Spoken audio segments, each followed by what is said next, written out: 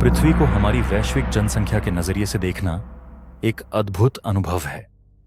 वर्तमान में इस ग्रह पर लगभग 8.3 अरब लोग रहते हैं। जब आप इस विशाल संख्या की तुलना पृथ्वी के वास्तविक भौतिक आकार से करते हैं तो आपको एक रोचक तथ्य का एहसास होता है। पृथ्वी अत्यंत विशाल है, लेकिन हम वास्तव में जितना स्थान घेरते हैं वह आश्चर्यजनक रूप से छोटा है। आइए देखते हैं कि मानव जाति के संदर्भ में पृथ्वी का आकार कैसा दिखता है। 1. खड़े होने की जगह का परीक्षण।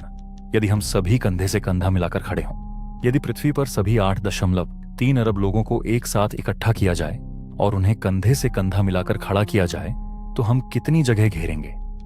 यदि हम प्रत्येक व्यक्ति को खड़े होने के लिए पर्याप्त 4 वर्ग फुट जगह दें तो पूरी मानव जाति लगभग 1190 वर्ग मील, लगभग 3080 वर्ग किलोमीटर के क्षेत्र में समा सकती है। इसका अर्थ है कि पूरी वैश्विक जनसंख्या रोड आइलैंड राज्य या टोक्यो शहर के भीतर समा सकती है, और फिर भी जगह बच जाएगी। पृथ्वी के कुल भूभाग लगभग 57.3 मिलियन वर्ग मील की तुलना में अगर पूरी मानवता एक साथ खड़ी हो जाए तो वह दुनिया की भूमि का मात्र 0.002% हिस्सा ही घेरेगी। 2. रहने की जगह। वह भूमि जिसका हम वास्तव में उपयोग करते हैं। हम बेशक यूं ही खड़े नहीं रहते। हमें घर, खेत और सड़कें चाहिए। भले ही 8.3 अरब की आबादी वाला ग्रह भीड़-भाड़ वाला लगता हो, लेकिन हमारे सभी शहर, कस्बे और बुनियादी ढांचा मिलकर भी पृथ्वी के कुल भूभाग के 1% से भी कम हिस्से पर कब्जा करते हैं। अगर पृथ्वी पर हर एक इंसान का वजन किया जाए तो मानवता का सामूहिक भार, बायोमास, लगभग 500 मिलियन मीट्रिक टन होगा।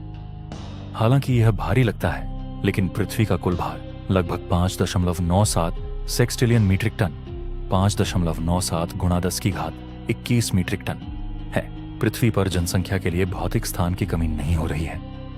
भीड़-भाड़ का एहसास इसलिए होता है क्योंकि मनुष्य शहरी क्षेत्रों में घनी आबादी में रहते हैं, जिससे ग्रह के विशाल क्षेत्र जैसे महासागर, रेगिस्तान, टुंड्रा और घने जंगल मानव जीवन से पूरी तरह अछूते रह जाते हैं।